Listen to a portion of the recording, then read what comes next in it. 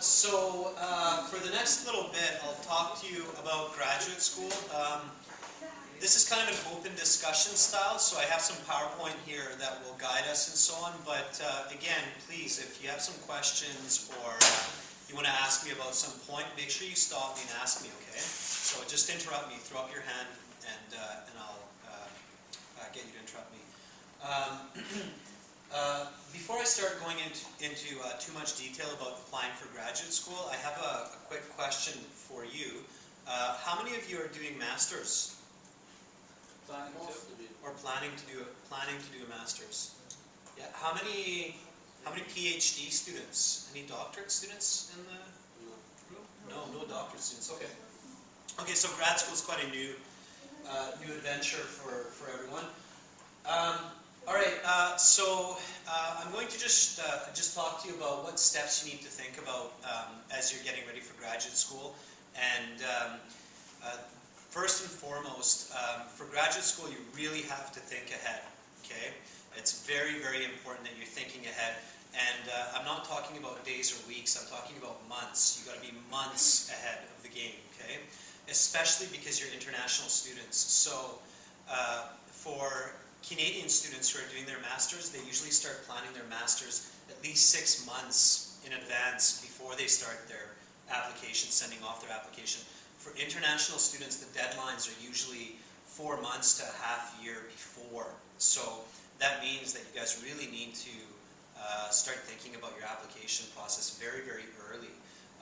If you have any more friends, family, or other Saudi students who are coming to Canada starting their masters, tell them right away, even though they're first learning English and they're going to their ESL classes, tell them to start planning for their graduate school right away. Even if their English is still low, tell them to start planning for graduate school right away, okay? Preparing for graduate school.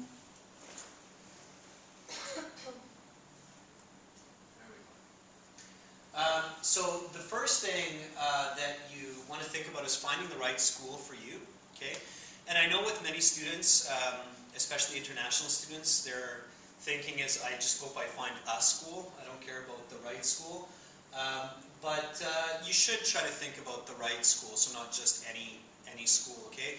There are really, really big differences between schools and universities, especially in the States, even more than in Canada. So if you're talking to your friends who are down in the US, make sure that you can tell them that. You've got to be really careful because some graduate programs are not very valued on the international market.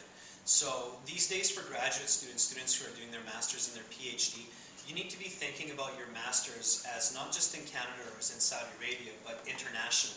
Okay, so you need to think about what is the value of my school around the world. All right.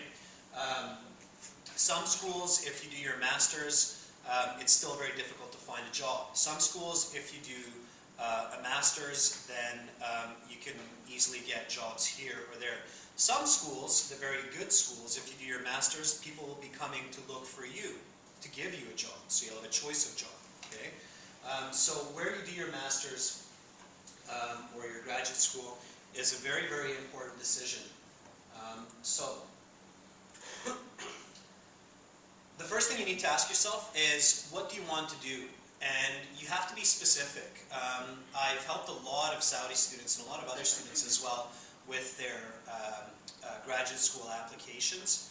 And I usually hear students give kind of a general answer when I say, what do you want to do in graduate school? They'll say something like, I want to do computer science for my master's.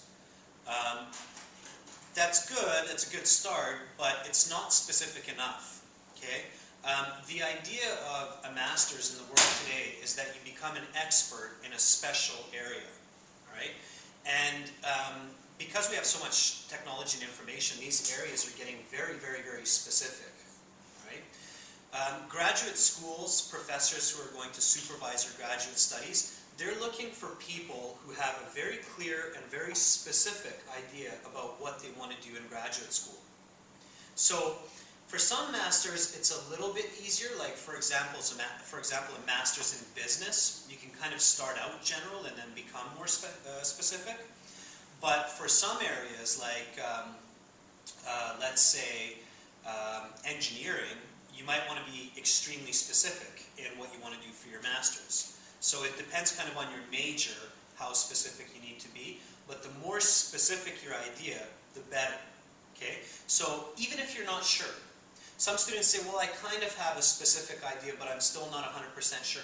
That's fine. And it's okay if you have 2 or 3 specific ideas, as long as you have these ideas. You don't have to be sure. Your supervisor, the professor who looks after you during your master's, will guide you into that specific area even more. I think, Majid, you're doing your master's right now, right? And you're finding, I'm sure, some of this information that I'm telling you where they're guiding you into this specific area.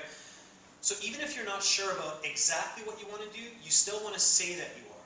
So you want to say, yes, I'm sure that I want to research the stability of networks in computer science as my master's. Even if you're not sure, you want to say you're sure because they need you to have a focus. Okay? So you can't kind of have this like, well, I maybe want to do this, well, I maybe want to do that. So be specific with what you want to do. Now, a common question that I get from my master's students is, how do I know which school is good? So which university should I go to if I'm doing computer science, or if I'm doing linguistics, or if I'm doing childhood education? So where should I go? Don't think about universities so much. So yes, universities have a different ranking. So for example, UBC is ranked higher than University of Victoria. University of Victoria is ranked much higher than Thompson River University, right? So yes, universities have a general ranking, and you can find out about these rankings at Maclean magazine online. Maclean magazine is a Canadian magazine, and they do this yearly assessment of university rankings. But again, don't focus too much on just the university. Focus more on your program. So some universities are very strong for medical sciences. Some universities are very strong for computer sciences. So you want to look at the department more than just the university. Okay? For example, University of Victoria, I graduated here in psychology. It has one of the strongest psychology departments in North America. Okay? But that also means that for clinical psychology, they get about 300 applications for masters each year, and they take a maximum of 10. So think about the percentage of chances, right?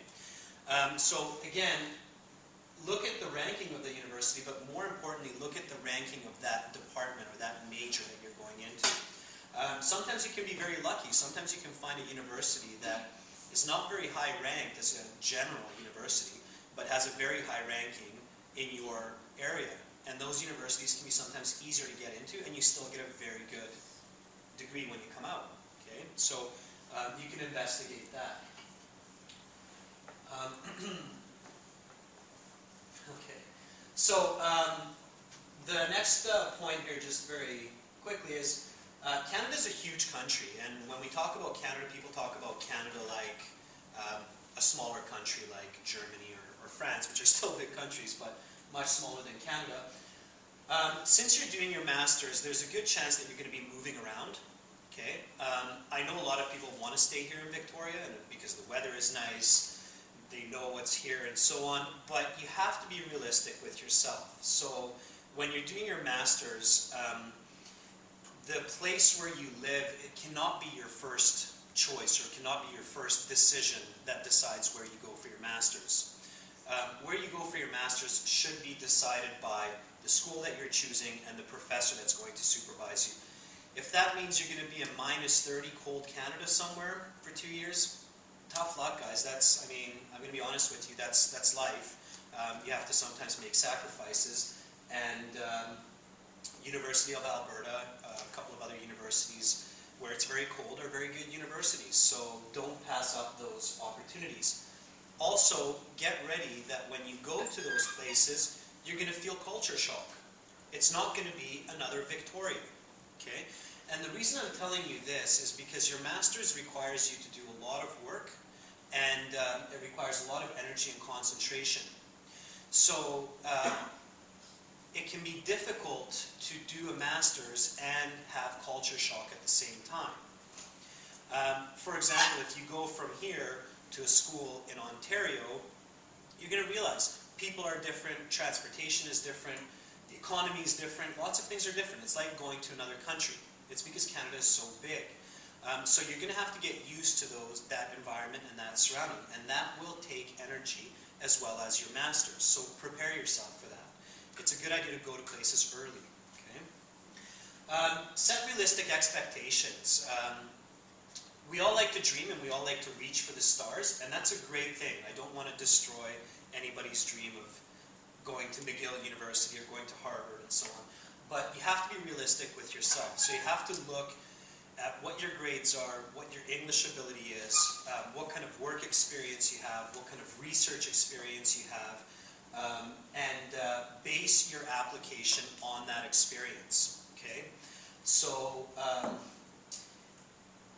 you can always try to apply for the best universities, and that's not a bad idea, but be realistic enough to apply for universities where you think you have a good chance. The reason why is because you don't have all the time in the world. It's really expensive to apply to lots of places, and it can be really discouraging if you just keep getting refusal letter after refusal letter. Okay, so be realistic. Know what the competition is. Any person who is going for a master's is usually a smart person. Many students ask me, well, do they look at my grades? Yes, of course they look at your grades. Your grades are important. However, most students who are applying for masters have good grades. Why? Because people who don't have good grades generally don't apply for a master's. So grades often look very similar to the people who are trying to decide. A's, B pluses, A's, B pluses with some A pluses. If you have a lot of A's and a lot of A pluses, great, go for the better schools. Okay? So set realistic expectations. How are your grades? What experience do you have? Okay, for the graduate schools in North America, they're really looking at, have you had experience in some way, whether in a job or working with a professor or in some way. Let's see. Maybe some volunteer work. The reason I put this up here is because a very important suggestion I have to give to all of the master's students is volunteer work. Now, I know that learning English can take a lot of time. I know that many of you have families, which also takes a lot of time. But if you can find some kind of volunteer work for 1 hour a week or 2 hours a week, well, Saudi Club is a good start, absolutely. Go beyond Saudi Club though, so go volunteer at a hospital for an hour a week. Go volunteer to take care of something like tutor people in Arabic. So volunteer doing something. Canadians volunteer more than any other group of people around the world. Canadians are quite proud of this fact of volunteering. Volunteer work is an excellent choice because, one, it gives you a chance to practice your English. And two, it's an excellent resume builder. Three, it shows confidence. You're from another country, you're trying to learn the language, and you're still confident enough to go find volunteer work. To a person who's deciding if they want a student like this or a university, that looks really good for you. Okay? So volunteer work, I very, very, very strongly recommend it, especially because I saw from many of my Saudi students that they don't have too much experience to put into their resume or into their statement of purpose. So I strongly recommend volunteering this, at least for that 1 hour a week. With the volunteer work, if you can find volunteer work that's close to your major, like for example, if if it's childhood education, then there are lots of organizations in Victoria that try to help children who have difficulties learning and so on, and you can volunteer to help those children. Don't be shy. Okay, they like people to volunteer. Free work is always great work, so nobody's going to refuse you. For volunteer work, often you need to take a couple steps as well, like, for example, a criminal records check, just to be able to prove to them that you're not some insane criminal that's going to kill everybody. Anyway, usually not difficult to do. You just go after it. Definitely do some volunteer work. Even if you just start now and you're already doing your application, you can already put it on your application that I'm volunteering. Okay? So it's very, very good to have. I just put up a graphic here of Harvard. Again, that's just to remind you of setting realistic expectations. Yes, I would love to go to Harvard and become a lawyer and then become very wealthy, but I honestly don't think I can do it. Some people can. By the way, Harvard and the Ivy League schools, so the top schools, they don't just take connections, good grades, good experience. Sometimes they just take luck. Okay? I was just reading an interesting article about how Harvard chooses their graduate students, and the article basically proves that in many cases, it's just a matter of luck, not just what you know. So starting the application process, for most universities, you start your application process online, which is great. Not so long ago, everything had to be done by paper, which took even more time, but thankfully, for the internet, it's become much easier. So start your application online. Every university with a graduate program has a separate section on their website for graduate students. That's definitely your start point. Don't be shy to read information. So this is a URL for UVic's graduate students. It's an example. I'm not going to go into that page right now because I think it's just going to take too long. But when you go to that page, you'll find some links to available supervisors, to the graduate academic advising office, and also a lot of information about the experience of graduate students at the University of Victoria. This information you need to know before you even start your statement of purpose, because your statement of purpose will need to include this kind of information. You need to be able to include why you choose a university, and we'll get to that very, very soon. So start online and start early. Like I say, yesterday, not tomorrow. it's the truth about that. So read about the university, be familiar with the university. Not only the university, but be familiar about the surroundings, so where the university is located, and maybe a little bit about its history. These kinds of things can help you.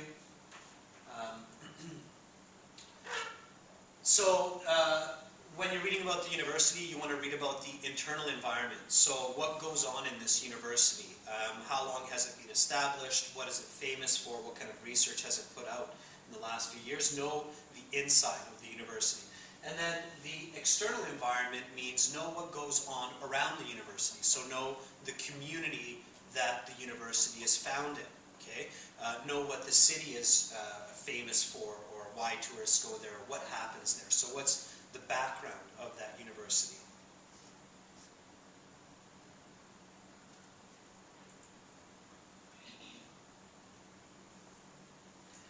Yeah, that's a really important one. Look at deadlines. I know a lot of students are surprised by deadlines all the time.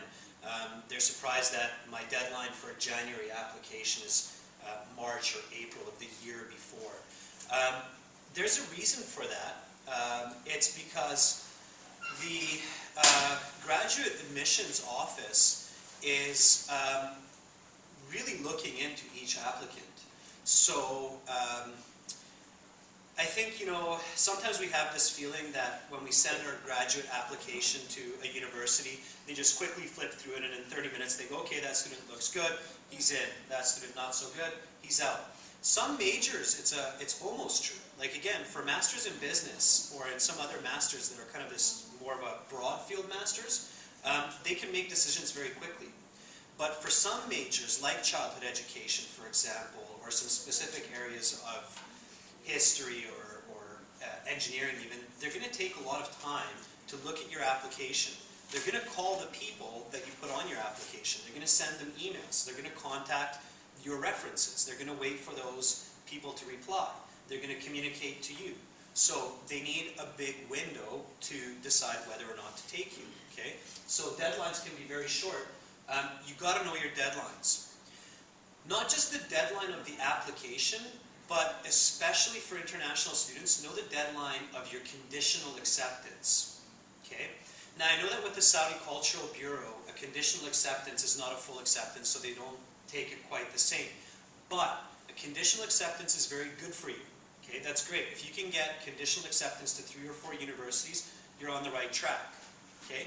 So know the deadlines of conditional acceptances as well as the firm deadlines for the end of application. Sometimes when you have a conditional acceptance, you can stretch the other application deadlines. Okay, so remember that, right?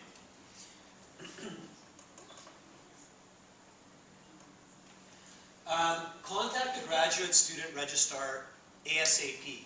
The graduate student registrar is basically the first line to evaluate your application. So these are the advisors and the specialists at the university who are the first filters. They're the first people that look at your application before they pass it on to your potential supervisor. Professors are very busy, they don't have time to look at 200 applications, so the registrar basically looks at 200, narrows it down to 20, passes the 20 on to the professor. The professor says, okay, I'm interested in these 3, and then takes those usually. Okay, the professor has a lot of power in deciding who becomes their graduate student. You want to contact the registrar as soon as possible, earlier than later, okay? Any questions so far? That's good. Yeah, ask them lots of questions. Don't be shy. These people get lots and lots of applications and lots of questions. It sounds a little bit strong, and I know that the Arabic culture is very, very polite. But for your graduate application, be pushy, guys. You've got to be a little bit pushy with your emails. You've got to be pushy with your phone calls. Be diplomatic, so use nice language. Say thank you and please, but say it often, okay? And ask for advice and help a lot. Don't be shy. Sometimes you need to send an email 3 or 4 times before they take it seriously and reply, okay? The reason they do this is, one, they get so many applications, sometimes they just miss emails, miss information, miss phone calls. The other reason is kind of on purpose. If somebody really wants to study at my school, then they should be able to call me 3 times to ask me the same question, right? This is the way they think. That if this guy seriously wants to study at my school, then he should have enough courage and enough drive to email me 10 times if he has to, okay? Look, at the end of the day, in the worst situation, you'll get an email back that says, please stop emailing us, we're not interested in your application. But then at least you know that they're not interested in your application, right? So lots of questions, lots of communication. Excuse me? Yes? Can we get acceptable before we get IELTS score? Yeah, absolutely. So yes, you can get conditional acceptance before you have an IELTS score. And that's a very good point. And I've had several students who've had conditional acceptances before they got their IELTS score, and then a lot of them got their IELTS score by the time that was due. As a matter of fact, I had a student who, I had a couple students where the professor, again remember your professor has so much power, the supervising professor, that the professor was really interested in the student, and the professor said, oh, I know the registrar wants a 7.5, but I'll take a 7 from you. If you can show me a 7 the day before the classes start, then just give it to me, and I'll tell them to put you in the class. Sorry, but it depends on the people. It is how different between the student and the student. Absolutely, absolutely. So there is no one thing in your application that will decide if you're the student or if you're not the student. For example, if you have 2 students, one student who has a 7.5 on the IELTS, but no research experience and no clear specific idea of what they want to do, and you have another student who's got a 7 on their IELTS, but they have a very clear idea of what they want to do, and they have good research experience, the professor will for sure take this student. Yeah. Okay? So, definitely. Okay, so here we're talking about the statement of purpose. I'll talk about this in the CV. The statement of purpose and the CV are probably the 2 most important documents that you're going to hand in with your application package. Okay? There's a very, very good reason for this. The statement of purpose is who you are. Okay? The grades that you give them, so your transcripts, that's what your school thinks about you, how you did in your undergraduate. Okay? Your references, so the professors that know you and so on, that's what the professors think about you. The reason why the statement of purpose is such an important document is because that's what you think about yourself. Okay? And for a professor and for a graduate program, that's what they want to know, is what do you think? Okay, this person thinks you're great. Okay, that class says you got an A+, you're a good student. But what do you think about yourself? And it's often the statement of purpose in your academic CV that will separate a person who gets accepted from a person who doesn't get accepted. Okay? So it's basically a document, it's a short letter, a statement of purpose, which explains who you are according to you. Okay? So when you're writing your statement of purpose, what you want to do is you want to go long and then short. All right? Different schools have different requests for your statement of purpose. Some schools will ask you to write 1,500 words. Some schools will ask you to write maximum 1,000 characters, which is about 200 words. Right? So different schools have different requirements for what they think a statement of purpose or a statement of intent should have. The best thing for you to do is write a good 2-page statement of purpose. So make it nice and long. Make it 2,000 words. Okay? Include all of the information about yourself and some things we'll talk about. And then if you're applying to a school that needs a shorter statement of purpose, take the core or the short version of it, shorten it down, and hand it in. Adjust it to that school and then hand it in. Okay?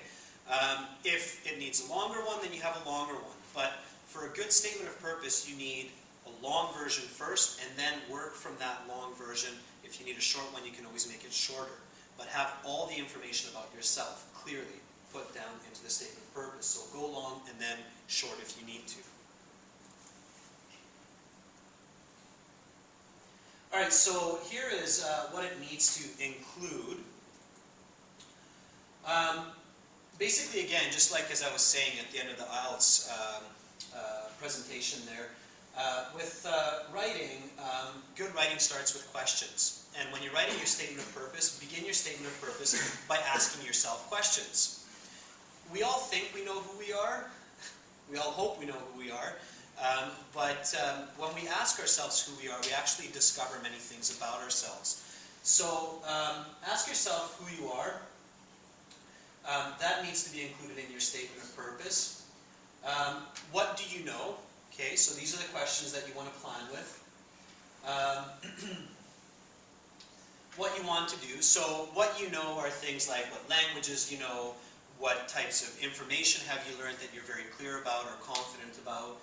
For example, if you're doing computers, then what kind of programming languages do you know? What kind of software can you use? What kind of operating systems you can use? If you're in childhood education, then what kind of teaching strategies, teaching methods, and so on. The next one is what you want to do. Okay? Here again is where you want to be very, very specific in your statement of purpose. You can think about each of these as a separate paragraph. So if you can write a nice 300-word paragraph for each of these questions, you're on the right track for completing your statement of purpose. Alright, so a very important part of your statement of purpose is why do you want to attend this university? So universities do not like to be pulled from a hat. Okay? So if a university feels that you're a graduate student who basically just reached into a hat and pulled out a university and said, ta-da, I'm going to apply to this one, then they're not going to like that too much, and they're very good at seeing this type of thing. So you have to be very, very clear about why you want this university. So if you want to study childhood education at the University of Victoria, you've got to tell them why. Why the University of Victoria for this major. Okay? And again, you want to be specific. This is why you want to research the internal and external environment of the university. All right. The point I wanted to make here is your statement of purpose has to be unique for each university and has to be unique for you. There are a lot of websites and services where someone will write you a statement of purpose, or you can download a template from online. Be really, really, really careful with this, guys. If you download a template CV from online, or one where they just replace John Smith with your name and John Smith's address with your address, any medium to higher level university will recognize that right away. And guess what happens? Garbage can. Okay? If your CV and your resume, or sorry, your statement of purpose does not represent you as an individual, as a separate person, and does not focus on that university, they will throw it in the garbage because they have way more than enough applications to choose from that do. Okay? So it has to be that way. Again, this is why you want to check out the website early, especially if you're applying for a major where you have a unique supervisor. So for many majors, you're going to have just one supervisor per 1 or 3 graduate students. Then you need to research your supervisors, your available supervisors, and you can usually find out online or by contacting the graduate office. You need to find this out really, really early. Professors don't just teach. Professors do research. Professors go on trips, travel, work in sister universities across the world. They're busy people. They have families and lives. Many of them already have all the graduate students that they'll take. Many of them will decide that they don't want any more graduate students because they have too much research to do. So you have to know who the available supervisors are for your major. You've got to find that out right at the beginning so that you can include that into your statement of purpose. Your statement of purpose should outline who the supervisor is and why you want that supervisor. And to decide that supervisor, that professor, you need to look at their research. What kind of research does this guy do? Right? What has he published in the past couple of years? And you want to include that. So I want to say something like, I was looking at Professor John Smith's research at the University of Victoria in building computer networks for the Linux system. His research and publications into stability and so on have greatly interested me. My undergraduate project largely focused on a similar topic. Therefore, it is my goal to study with this expert for the next 2 years during my master's. These are the kinds of statements or types of sentences that they want to see in your statement of purpose. Okay? Make sense?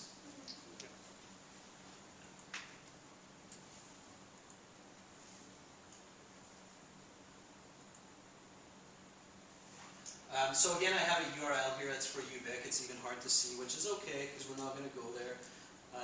But the URL that's there is just a link basically to the database of supervisors. So even UVic has basically a database, it's called a database of experts, where they have a list of all the professors and what they're researching and what they're doing and so on. So you can look through those, look at the ones that are closest to what you're interested in, and then you can make a list and send it to the advising office and say, these are 5 professors that I looked at. I would like to know which ones are available to take graduate students. And then they'll reply that this one, and this one are, this one and this one are not, and then you can use that in your statement of purpose and to set your goal. Okay?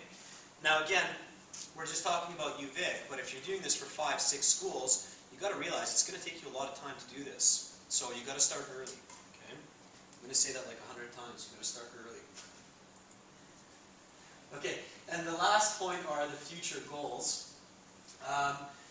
That's the other big part of the statement of purpose that they're interested in is, what are your future goals? So if I'm a professor and I'm training Ahmed to do networking, let's say, then I want to know, why am I training you? What are you going to do with the information that I give you? Where are you going to go with this? Who are you going to help? What kind of business are you going to build? Right? So what are your future goals? Very clearly. Not kind of future goals like, I plan to do childhood education because I want to teach children. So does everybody else who does childhood education. No, you've got to be much more clear. Again, visible, measurable, specific. Okay, very clear with what your goals are. When you're planning this out, think about what you want to do right after you graduate your master's. Think about what you want to do 1 year, or where you see yourself 1 year after you finish your master's, and where you see yourself 5 years after you finish your master's. So think about these 3 steps when you're planning this out. Okay? Some schools will actually call you in for an interview when they have difficulty deciding between students, and these are the questions they're going to ask you. Okay? So follow that. If I had to throw some comic relief up there. If you don't have these things, if you're using a general template and so on. By the way, general template statement of purposes might work for some of the lower level schools because they just simply don't care. They're happy to have graduate students. So, but for any medium to upper level, you've got to have these. Otherwise, your application gets thrown in the garbage, and it's as if you never existed for them. So when you finish your statement of purpose, make sure you read it, make sure you clean it up, make sure it's perfect, and get help if you need it, okay? I help graduate students with this kind of thing. I get pretty busy. I'm happy to help anyone if you contact me. But definitely get someone to help you. Get someone to help you. Native speakers who apply for masters get help. Get help from their friends, get help from experts, get help from professionals. So, tough competition, right? Because these guys are native speakers of English, they're trained, they know what to do for their masters, and they're still getting help from people to make it better, more clean, sound better, look better, and so on.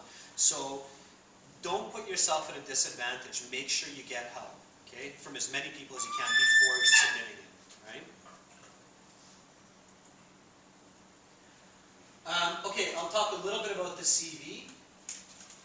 So, again, for those of you who have taken some business cards, if you go online to my website, you'll actually see a grad support page, and there's some sample CVs and some sample statement of purposes. So that those will kind of help you to give you an idea of what you need to do. So check those out. That's the URL for it, but you can find it easily if you're there. Your academic CV, it's kind of like a job resume or application. It should be about 1 to 2 pages. I've seen both from my Saudi students. I've seen one that was half a page, and I've seen one that was 5 pages. No good. It's just kind of a general rule that it doesn't matter if it's for university or for work, your CV should be no more than 1 to 2 pages. So if you have lots and lots of certificates or lots and lots of programming experience, especially for computer majors, I often see really long